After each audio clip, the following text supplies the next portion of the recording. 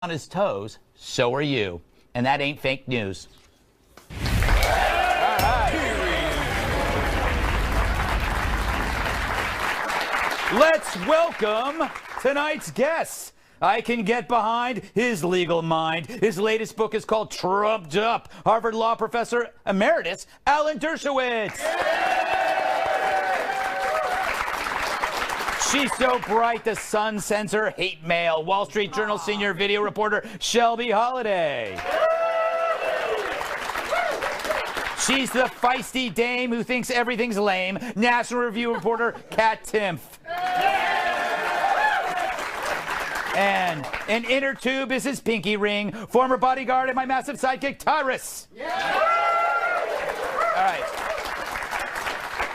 Professor, you can comment on anything, but I want to pose a question to you that despite all these missteps that are happening constantly, when you step back, there seems to be a path of accomplishment, which to me is astonishing that given all this stuff that's going around, things are okay. You know what it is? It's like a drunk man walking a straight line in an earthquake. It's like both effects are canceling themselves out. So he just walks a straight line. Does that make sense? No. Okay. Thank you. First of all, I'm still trying to get my head behind what Donald Trump will look like in 2147 Yes. when he turns 200. Yes. And you have to promise to put him on this show. Yes, we With will. his walker. Yes. And he'll come in and he'll look back. Yeah. And he'll look. I think this has been a very, very mixed year. Yeah. There are some very bad things. The statements he made about African countries are simply inexcusable. As the grandson of immigrants who came from what were considered S-hole countries back then and have accomplished a lot. Right. We should never judge people on the basis of national origin. I don't like the way he deals with immigration, the way he deals with people from foreign countries. On the other hand, I like the fact that he has the peace process moving a little bit in the Middle East. Maybe the recognition of Jerusalem will finally push the Palestinians to come to the bargaining table. Mixed record on judicial appointments. Mostly I don't like them, but a couple of them are not so bad. So it's a mixed record for me. I would say more on the negative than the positive side, but he has 3 more years. Prediction, only 3 more years. Ooh. In 3 years, he's going to get on national television. This is a professor. I'm just making. I like him a lot. Here's his statement. He says, "I don't know Yeah. why any president thinks it takes 8 years to save our country. I have done more in 4 years than any president since George Washington. I don't see any reason for taking the additional 4 years. I can go back to the private sector and really help make America This is a good point. This is a good point. It's like what he did. It didn't take him that long to do Woolman Rink in New York. It took him a couple of months. He can get this thing done and he'll go do something else. I guess that's your point. It's like my grandmother used to say to our children, sleep fast, we need the beds. You know? So if he can get it done in 4 years, hey, he's going to not run a second time. Shelby, I have a theory that, kind of playing off what the professor said, is that he is kind of a jerk, but a lot of times your boss is a jerk and he gets stuff done. What's your take on He this? got a lot done. I just produced a video for the Wall Street Journal for this 1-year anniversary, and I felt like the dryer on the trampoline. Because there was so much going on, and to recap a year in 4 minutes was nearly impossible, but also amazing to watch the market continue to go up. President Trump makes controversial comments. He's also a big cheerleader at times when things are going well. But the market, man, it just keeps going up. So I think that is a huge takeaway. It shouldn't be ignored. I do have a bone to pick with the fake news awards. You cannot come out with fake news awards and have the #1 fake news issue be an op-ed columnist. That is not a reporter. That is not news. You are undermining your entire point when you're but you overmine it when you pick Krugman, because boy does he deserve it. Guy might have said something that was not exactly right, but Krugman, he's not news. He's an opinion maker that everybody respects, no matter how crazy he is as He's he an pets his opinion maker. cat. But why not call it fake media awards? And also, you have better things to do. I think it's fun. I get your point, though. I get your point. Kat, I want to talk to you about the health thing, but you can talk about whatever you want. He really is. He had that guy out there for an hour with Dr. Dreamy answering everything. Yeah, which is my nightmare. That's true. If I was ever in public office, they'd be like, oh, she's crazy, within about 3.5 minutes. I don't eat healthy. Sometimes I don't eat until nighttime because I'm too anxious. Yes. I have about 30 pairs of penguin socks that I wear year-round. Yes. I have a cat that I let sleep in bed with me, and if he doesn't sleep in bed with me, I can't sleep. I watch episodes of Bob's Burgers on loop every single day as I'm getting ready, as I'm in the shower. I'll play it real loud. The neighbors love that. The neighbor lady would come in as a witness on CNN being like, listen, the noise that's coming from her apartment.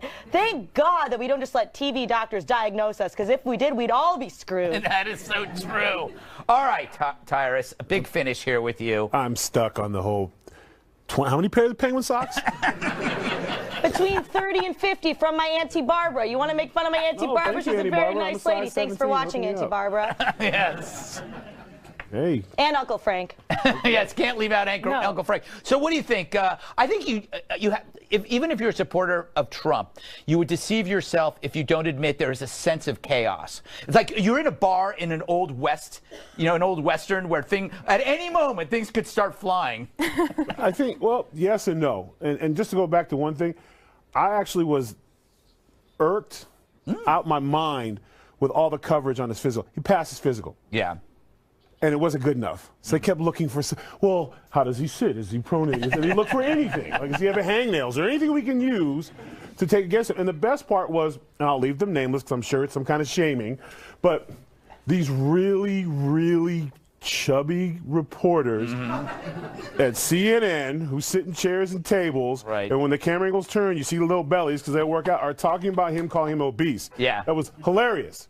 Like, everyone in America is damn near obese if you do it right. I mean, if you follow the scale, I should be in a walker on my 600-pound life, leaning for Big Macs. But I mean, it's amazing to me that the people that were talking about him, there was no mirror in CNN while you were running your mouth. Like, he's an older man. Of course, he's gonna have a little bends and ticks on his heart. He's supposed to. He's an old man, but he's fine. He passed physical. Move on. You know, it's funny. I gotta wrap this up. I'm jealous that Trump can eat whatever he wants. I call this old school health. He's not personal trainer healthy that you see everywhere. Personal trainer healthy. They're muscular, but all they do is eat like strained kale. He's dock worker healthy, which is like he eats anything he wants, but could twist the head off a deer. Grumpy old man. Grumpy old man. The old man ate bacon and beer every day. You know, it's funny, but it does reflect a very serious problem that we're trying to pathologize political differences. First, we try to criminalize That's your them. book. Now we're trying to pathologize them, but the Republicans did the same thing. When Hillary Clinton tripped going into that car, people were diagnosing her. Look how sick she is. Yeah, it's She's true. not qualified to be president. Let's we were right, cut that though. from both sides. Let's cut that out of both sides. Let's get whoever gets elected, let him govern. It's a good point. It's a good point. It's fair point there. Up next, the Fire and Fury book will now be a TV movie. I hope I get to play Stormy Daniels.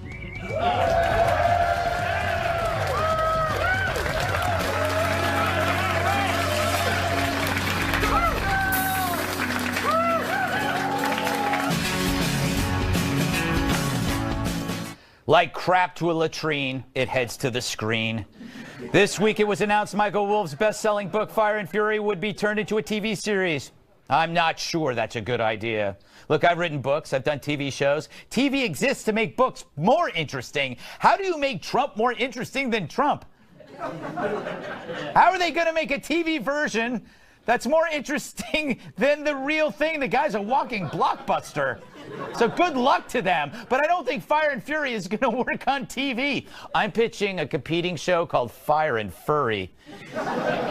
Here's a clip of the pilot episode. I piccoli crescono, ma le abitudini rimangono le stesse. Vero? Sempre le solite abitudini? Brutti vizi, eh? And they are delicious.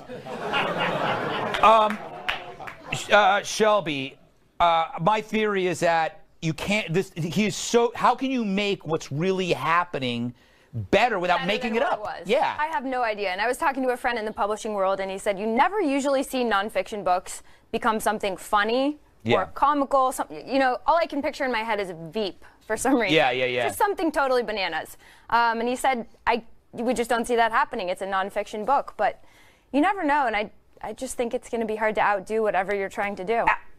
Alec Baldwin does Trump with a ream of writers, a team of writers, and Trump is funnier without that, Dershowitz, because he's real. Well, but you've adapted books into movies. Right. I mean, could you do this? Only on one condition: if you could get Trump to play himself. Yes. Then he could be a great star. Yeah, that's so true. And think of the career he has ahead. Can you get him to follow the script? Yeah, he'd Never. He'd be the worst actor. He'd be going, I don't like this. I don't like this. That didn't happen. Can you get Stormy Daniels to play herself? I want to do the hotel scene at least 3 times to get it right. Tyrus. Yo. I only bring the because I just got this article on the My Affair with Donald. Do you think that should be part of this, even though it wasn't in the book? Well, why not? I mean, that's the only kind of, sort of, maybe true thing about the whole situation. So, it's literally Memoirs of an Angry Bannon. Is the name of the book. I mean, it's the movie. So the movie's going to be him pouting in the office next to the big office while they have a meeting. Yeah, that's true. I'm going to tell. I mean, and what kills me about that whole thing is like he paid off a porn star for having an affair. Would have been better if she'd been a housewife of 5. Would that have been a better affair? I didn't look at it that way. Kunde Law lawyer has an affair with, well, that's fine. But just keeping it real, if I was looking for extracurricular, I would go to a pro who's not going to want to date or graduate or call me all the time. So I probably would go that route. I'm not saying I would. It's apprehensible. And I'm not saying he did either. But fellas, women, hear me now. If you're going to go out and date, go out and sneak around, you're going to sneak around with somebody who can come back home and ruin your life? Or you have a professional where you sign a disclosure and there's a medical test and everything's fine? If your tooth hurts, you go to the dentist? You know what? It's such a good point. Like, if you're a golfer, you're probably going to want to play with a professional golfer rather than like somebody. You got a toothache, go to the dentist. Yeah. But I think, the interesting part of the book that I don't even know what that means. The interesting part of the book they actually could make a decent TV series out of is the 3 groups in the White House. Yeah. The Bannon group. Yes. The Ivanka and Jared group. And the Republican group. That was an Omarosa. insightful part of the book. She was her own group. She was her own group because nobody liked her. That might be the most fascinating part. We have no idea what she was doing. No, neither did she. Maybe we would learn. She brought her friends over to check out the rooms. Kat, where do you see this going? Is this happening? Would you watch? I only under one condition, and I have the perfect person to play Trump. Can we get it on the screen, please? Alf. There we go, right?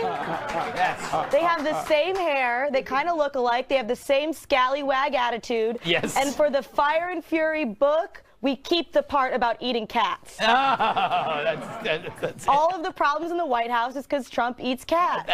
I didn't know that about it. That's what Alf does? Yeah, he's chasing their little kitty around for most of the series. Get with it, Greg. I'm sorry. I think, this could only work if they did it real time like 24. So, how 24 was 24. They'd have to do it at night, and they'd have to replay the events of the day with actors. They'd have to do exactly the same day because real life is better than whatever they're going to offer. I will stick my face in a beehive and play Bannon. Yeah, there you go. Stick my head in a beehive? It's the only way you're going to accurately depict. I mean, this is amazing. That's a lot of blushing going on. We got to go. It's still to come. A week ago, Hawaii told 1 million people they were all going to die, but now the story's already in the trash. We dig it up next.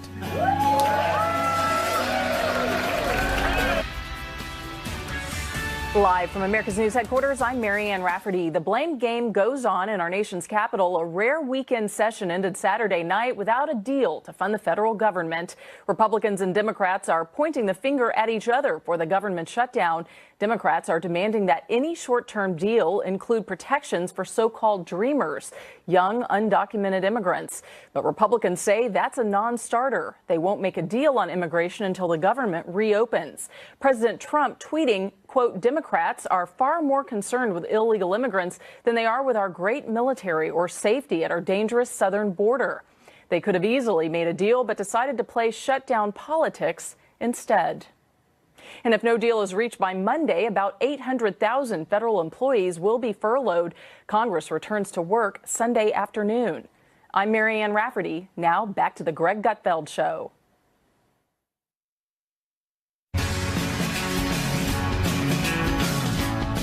Contrary to the alarm, no one bought the farm. Remember that alert that went out in Hawaii? Everyone was told a ballistic missile was heading toward them. And they were put through 38 minutes of sheer hell. And then they were told it was a mistake. That only happened 7 days ago. But it's forgotten as if decades have passed.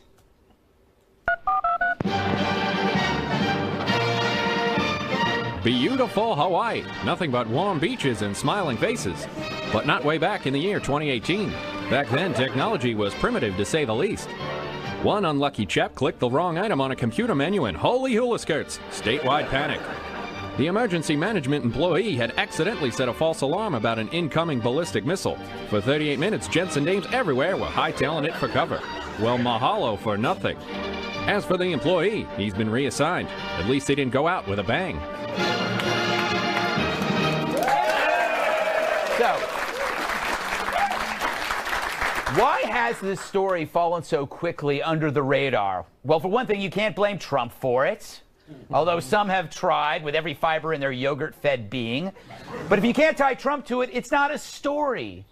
So what if parents were putting their children down manholes and priests were absolving flocks of people of their sins and families were tearfully saying goodbye to each other? The president said a naughty word, and that's all that matters. For more on the Hawaii story, let's see what others are reporting.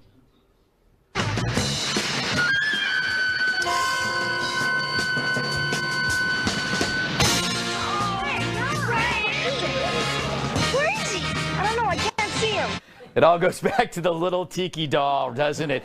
Tyrus, I can't believe that we don't talk about this. Is like, just because it was a false alarm, we're not taking it seriously. And you know what, the part that really bothers me is it took 38 minutes. Yes, and they knew 5 minutes. 38 minutes. And, well, before that ballistic missile, that should be national security. I don't think your local state should be taking care of that, obviously. But in those 38 minutes, do you know how many marriages were ruined? Yes, true.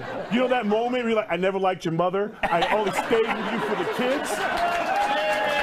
I'm the only one on this panel old enough to remember duck and cover. Yeah. When I was a kid, we were scared out of our wits. The Russians were going to come. They were going to blow us up, but we would be saved because we got on our knees under our desks and prayed. And that brought back these terrible, terrible memories. Yeah, it was nuts, Shelby. My wife was there. Thank God I wasn't, because I am the worst. I know. I would have covered myself in slow-moving elderly. And I would have. I would have been like, they would have been shields. Hey, you insulting me here? Come on. You've been the guy who had to apologize after the false alarm. Honey, dear, I didn't mean to kick you out of the refrigerator. I'm sorry. Yeah, it was like, I leave the family behind. Yep. No, I was going to look for help. Yeah. No, but you really can't imagine what it was like to be there. Right. And clearly this person had no business being near a button when we have heard so much about big, powerful buttons, and there are genuine fears that that button might be pushed. There are a few things that were really scary that came out of this news, though. The AP reported, according to a man who was contracted by DHS to study the wireless alert, it could take 30 minutes for other states to write and blast a message about a missile. That's a problem we should probably fix. Right. And a nationwide system for mobile devices has never been tested. These are things that just seem so simple. I disagree. And the fear is that we've moved on so quickly from the news. Will they ever be fixed? We move quickly from everything. You think about the Vegas shooting. We act like that's happened 10 years ago, and we still don't know what the hell happened. Kat, you said you disagree on what? I disagree. I don't think there should be any of these warnings at all. Really? Why? If you're going to get missile bombed to death, what are you going to do about it? Get a raincoat so you don't get wet? Going to stock up on canned goods? You're never going to get a chance to eat those canned goods. There's nothing you can do. Why not just let people live and then, 1 second you're not? Well, this is an interesting point. The best response I heard is the husband of my wife's friend. They were there for her birthday party, and he's Russian, and everybody's panicking. People are crying. His wife's crying, and he goes, "Go back to bed. If you wake up, all good." And you can't get better than that. No. You can't get better than That's that. a cool dude. The one thing I got to say, I love Hawaiian shirts, but it's weird when they're at a national security press conference when they're in Hawaii. Do you throw a tie over a Hawaiian shirt? I don't know. I mean, I don't get it. Anyway, I mean, I don't get it at a national security. I love Hawaiian shirts. I love them. Just not in a serious meeting. It's incredible. You can wear them anywhere. Anyway, coming up, North Korea's got Olympic fever. North and South are joining hands to win a few medals. Or die trying. Seriously, you lose, you die. That's next.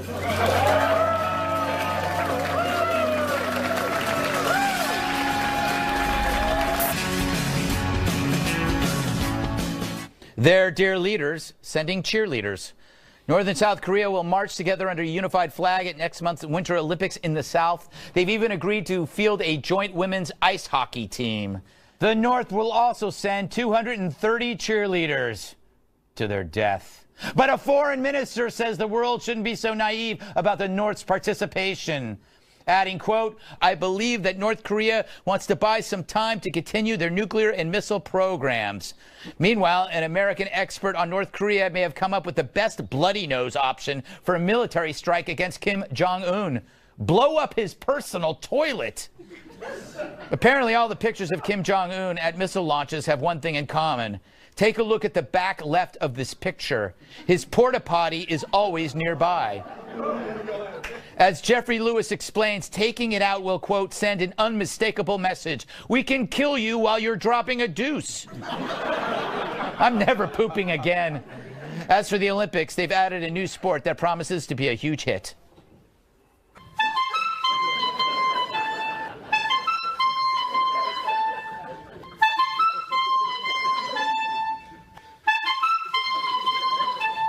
I'd say that blows, but that's too obvious.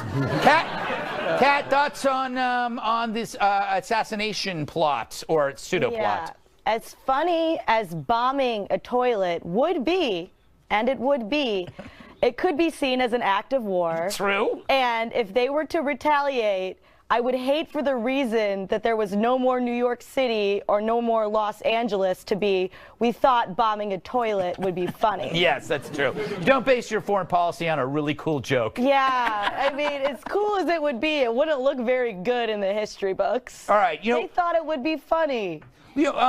Professor, do the Olympics help foster diplomacy between adversaries, or does it only help rogue nations like North Korea to put a polished face on their misery? Of course, if you go back to 1936, where the world welcomed Hitler and the Nazis and allowed them to disqualify Jewish runners, and Hitler wouldn't ultimately shake hands with Jesse Owens, all of that, it can be used as a terrible, terrible show helping tyrannical regimes. On the other hand, it also, think of how many of these cheerleaders are going to go back to North Korea. I hereby offer to represent any of them who want to defect. But that's... Okay, but they don't have to be a cheerleader. But think about this. They don't have to be a cheerleader. Anyone who wants to defect, I'm their lawyer. But see, now here's the reason why I think they're not going to defect. Each one of those cheerleaders' families are probably in a room, right? Right. They're probably in a room, and it's like, if you don't return, they're a casserole for the starving citizens. That's what I hate to say it, but there are reports that there's some bad dietary. You think is in the burger? Yeah. But go ahead. The cheerleaders are interesting because when you read the headline, it sounds really silly. They're sending this huge group of cheerleaders, couple of athletes.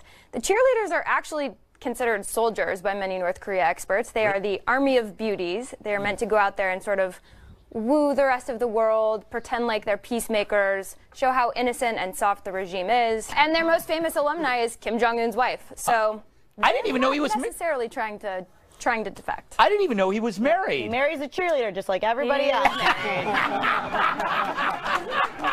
They always marry the cheerleaders. Kat says. You can do it, Tyrus. Yeah, I mean, it's... Tyrus.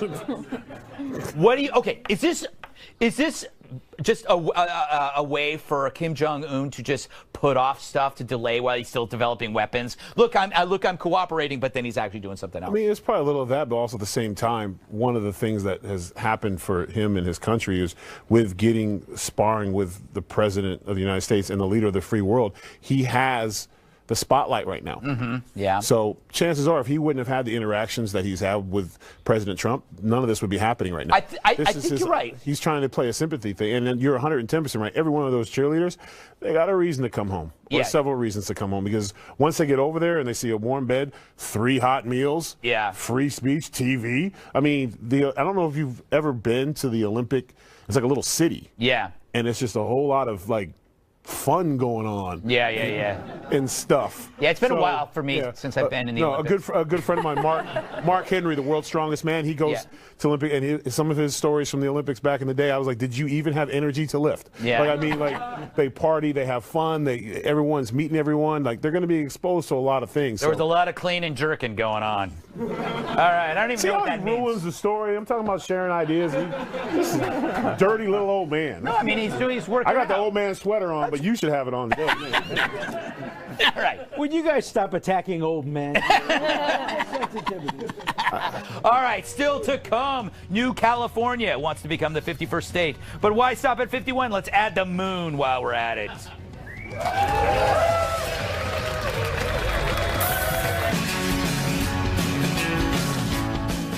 Would it be great to have a 51st state? I speak of the New California movement, which seeks to create a new state by separating California's rural areas from its metropolitan coast. Its founders, it's really just 2 guys, cite overtaxation, regulation, and mono-party politics as the reason for the split, which are all good reasons for pulling out. California was once... Stop it! You know, I lived in California. It was once a pretty cool state. You had the film industry. You had orange groves. You had giant redwood trees. You had the Modesto Nuts. It's a minor league baseball team. They don't talk to me anymore. Now it's let itself go. An elegant gentleman has become your fat, drunk uncle who can't even zip up his own pants. The founders of New California formally declared their independence this week. I believe we have tape of their presentation. San Diego, Los Angeles, San Francisco. Everything on this side of the line is just hundreds and hundreds of miles of worthless desert land, which just so happens to be owned by Lex Luthor Incorporated. Wow. I didn't know Superman was in Deliverance. Hey, Very good. California, it's gotten too big, Professor Dershowitz. It's like you imagine Siamese twins, right? And one of your twins got really, really fat. And you go like, okay, it's time to split. We're calling the doctor. Look, there are people in California who want to not have a separate state. They want to secede and have a separate nation. They would be, what, the 7th, 8th largest economy in the world? Yes. They would be among the top population nations in the world, and they could legalize marijuana without any concern from the federal government. In the world? Shelby, this could be a great contest to see. You have the 2 states split. Which one would do better? One with like free market, free market, free mind mentality that Professor Dershowitz discusses, or big government intrusion of the other kind of California? That's a good question. I mean, I think this is what happens when you overtax your citizens, can't balance your budget. People get really frustrated. They want to leave. But if you look at the plan that these New California guys released, it's literally a 5-page sloppy PDF. Is that all you need? It looks like something a 3rd grader put together. So I think they have a little ways to go in filling in the details and convincing people this is a good idea. But also, all the wealth is on the coast. Yeah. So they would also have a bit of a reality check when they start realizing what their resources are. But how big was our Declaration of Independence? Bases. Wasn't that 1 sheet? It was a much more intelligent sheet. Really? I'll have to say that. I think it was written on a cocktail napkin, if I remember correctly. I believe that you're right. Yes. Yeah, they all had. Everything good is written on a cocktail napkin. Tyrus? What? I don't know. You want me to follow up with that? Yes. Look, I grew up in California. I still have my California driver's license. I vote absentee ballot. Like, I'm still a Californian. And they do this. I grew up with this constantly. At one point, Northern California was pissed because Southern California was taking all their water, so they wanted to split and be Northern California, Southern California. Then some genius came up with the 6 states. We're going to have 6 new states in California. You know, Texas did this, but a few years ago, Texas wanted to succeed because it seems like whenever someone doesn't get their way, they want to pack. That's the way America is now, apparently. When you don't get your way, you pack your bags and you go home. But so they're now not leaving. No, they're just saying we're not being a part of this anymore. No, there's still going to be a state. Family Guy, he did that too. They're going to be a state. That's good. It's good. They're moving out of that. They're not moving out of the house. They're getting their own room. Yeah, but it's not the way I like it, so I want it. I would be. Yeah, I would be pissed. As a Californian, I am tired of California when I go there. It's like people. I had to move out of California because I couldn't afford to live there. I couldn't afford to buy the house that I grew up in. But what did you do? I sold it for a lot of money. Called Greg, or did you move to New York? I moved. That's the thing about America. There's like 49 other choices. Yeah, you got to move. You're not going to get it. They're not going to split. I think that's the moral. Is you got to move, Kat. Yeah. You must move. Is that my question? Yes. No. You know, Virginia split off from Virginia, became West Virginia, right? Maine and Massachusetts. Yes. Split. Dakota Fanning left North Dakota. It just blows my mind, like you said with the PDF, that there are actually people out there who are spending their time doing this. Really? Yeah, like you spent time on worse things. 100%, and that's exactly my point. I was like, these people must have no psychological noise. They must have no social traumas to deal with. They must have other lives. Who gets and spends their free time thinking, you know what, I would like to make a PDF about creating my own state, and I'm going to do it. I think this probably the I like best these people. I agree. The best people. You should have them on the show and interview them. I will. You know what? You're right. You know, it's like the people who do C-Lab. Let's get to the bottom of this. Do C-Lab? It's much better than anything I do. And then when you ask them one time. wrong question, they're going to form their own Greg Gutfeld show in the corner.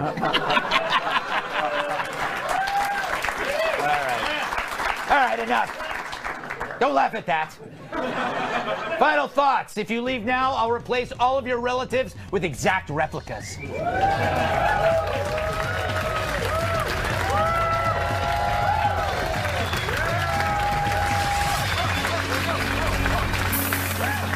Audience, email Greg Tix at foxnews.com. I'll see you Monday on the 5 at 5 p.m. Eastern. We're running out of time, so...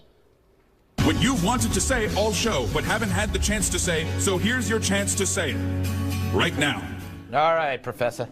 Well, in my book, Trumped Up, I argue to return us to the center. Let's move away from the extremes. The left is turning too far left. Some on the right are turning too far right. Let's return to the days where centrist conservatives can argue with centrist liberals and ask what's best for America, not what's best for the right or what's best for the left. I gotta move on. I do think Trump's gonna be a centrist. I think he always has been because he moves all over the place. Anyway, Shelby?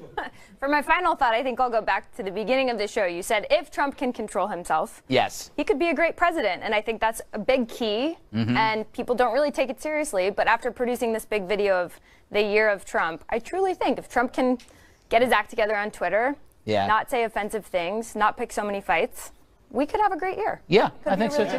All right, Pirates.